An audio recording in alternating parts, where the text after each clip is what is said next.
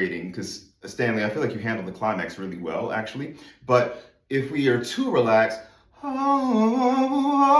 I can do is cry. I was losing the man. You know, whatever. It's a little too loose, but all I can do is cry.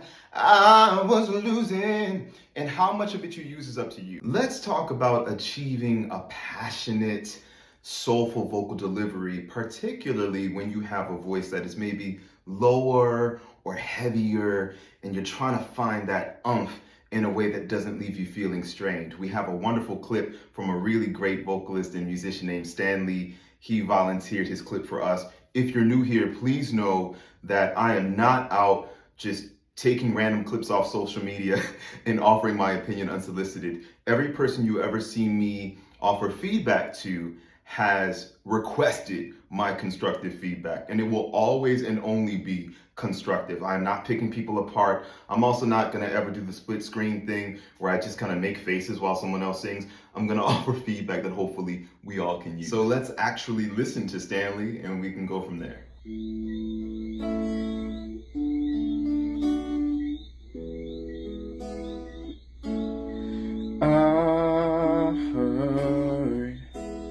Church bells ringing, I heard a choir singing,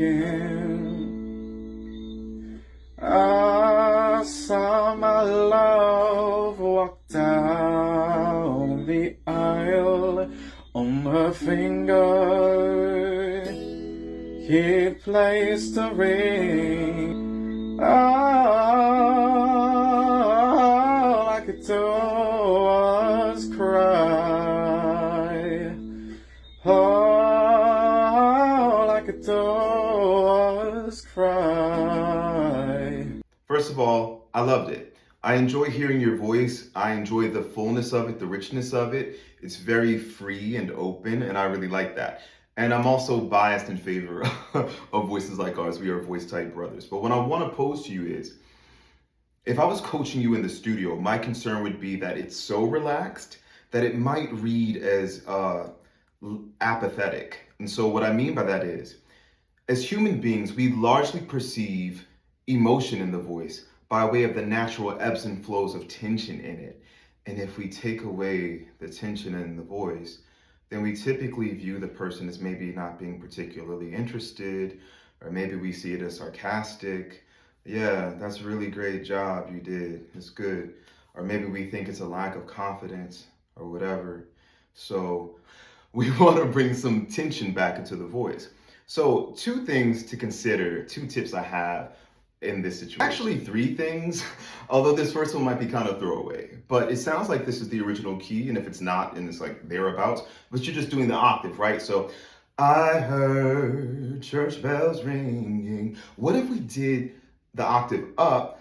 I heard church bells ringing, and I heard. That's something to play with that can add some like natural life into it. You may not like that. You may not feel comfortable with it. That's just for you to, something to think about. I'm not even gonna dwell too much on that, but that's something to consider as a way to naturally like pep it a little bit.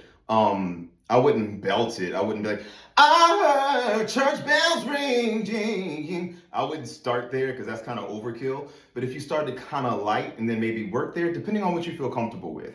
I've never worked with you before, so I don't know what you feel comfortable playing with in terms of range, but that's something to consider. Numbers 2 and 3 for me are kind of connected. So I would want to bring you back down. I heard church bells ringing and I heard. But can we get more tension from both the vocal folds and the body? Vocal cord wise, if we play around a little bit with the glottal onset, think vocal fry, if you can do so gently. But I heard church bells ringing and I heard. It can be very subtle, but all I can do is cry. If we add a little bit of all I can do, I'm being a little extra with it, but it can help you to kind of launch, and we're not closing down the throat. So I'm not saying, oh, no, but just like a little bit of, If you think about it, a lot of your favorite singers, to people watching this, I don't just mean you, Stanley, that you can hear them start at the onset sometimes. It can be overdone and get annoying, but again, and I'm exaggerating because Stanley, I feel like you handled the climax really well, actually. But if we are too relaxed, all I can do is cry.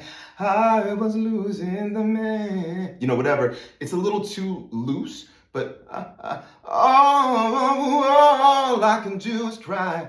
I was losing. And how much of it you use is up to you. But I said 2 and 3 because this should connect to this. When your chords close firmly, they should elicit a response from the solar plexus. The solar plexus should firm and move forward. If you're not getting that, you might still sound incredible, but it won't be safe. And I'm a safety first kind of coach. So,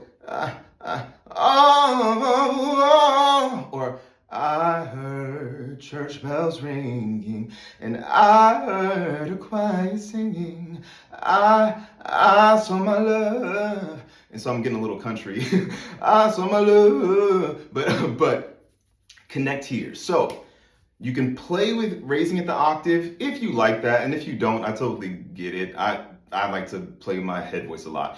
But if you're going to stay where it's chesty and you sound really strong there and really at home there, add some healthy tension from the glottis and from the solar plexus, which is where your diaphragm connects to your abs. I encourage you to play with this. These aren't even critiques or corrections as much as it is me offering you some concepts to play with. If we were in the studio, I coach a lot of studio sessions. And so a common complaint, I probably should have said this in the beginning, but a common thing that comes up is the engineer or the songwriter, if it's not you, or the producer, whatever, will say, I don't feel you. And it's frustrating as a vocalist because you might think you're feeling it. But if we don't get healthy tension in the body, sustainable tension, it won't read to the audience. So something to consider. And again, thank you for your submission.